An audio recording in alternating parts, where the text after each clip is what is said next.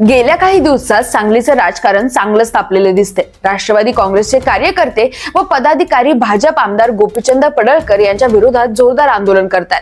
त्यांच्या पोस्टरवर काळं फासून निषेध नोंदवला जातोय, तर दुसरीकडे पडळकर यांच्या समर्थकांनी प्रति आंदोलन उभारलं असून त्यांच्या पोस्टरला दुग्धाभिषेक करून समर्थन दाखवलं जात आहे। पण सांगलीत वातावरण एवढं गरम का झालंय? पडळकरांनी जयंत पाटलांवर इतकी हलक्या दर्जाची टीका नेमकी का केली? सगळं जाणून घेऊया या व्हिडिओच्या माध्यमातून।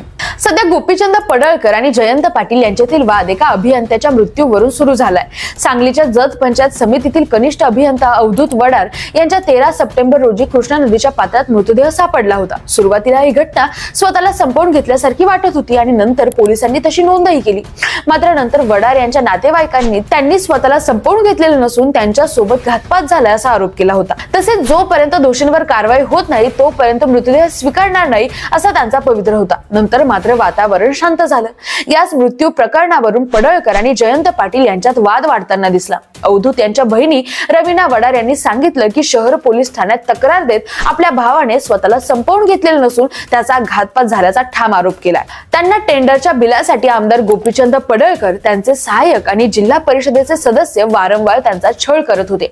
एवढंच नाही तर पडळकर यांनीच अवधूत यांना त्यांच्या कार्यालयात नेऊन दमदाटी केली होती असा गंभीर आरोप त्यांनी केलाय। त्यामुळे मानसिक त्रासाला कंटाळून अवधूत यांनी स्वतःला संपवून घेतल्याचा आरोप त्यांच्या कुटुंबियांनी केलाय।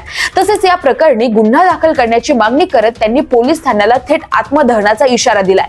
मिळालेल्या माहितीनुसार जत हा पडळकरांचा मतदारसंघ आहे, तर मृत अभियंता मूळचे इस्लामपूरचे म्हणजे जयंत पाटलांच्या मतदारसंघातील होते। त्यामुळे या प्रकरणात जयंत पाटलांनी वडार कुटुंबाला उचकवलंय असा संशय पडळकरांनी व्यक्त केला। याच कारणामुळे संघर्ष अधिकच पेटला। त्यातच राष्ट्रवादीचे माजी आमदार विलासराव जगताप यांनी पडळकरांच्या चौकशीची मागणी केली आहे, तर काँग्रेसचे माजी आमदार विक्रम सावंत यांनी मोर्चा काढत त्यांना घेरायचा प्रयत्न केला। त्यामुळे सांगलीतील राजकीय वातावरण आणखी ढवळून निघालंय। हे प्रकरण उफाळल्यानंतर पडळकरांनी मुंबईत पत्रकार परिषद घेऊन सर्व आरोप नाकारले। स्वतःला या सगळ्याच प्रकरणात जयंत पाटील अडकवत आहे असा पलटवारही त्यांनी केला। पण यानंतर पडळकरांनी संतापाच्या भरात थेट पाटलांचा बापच काढलाय।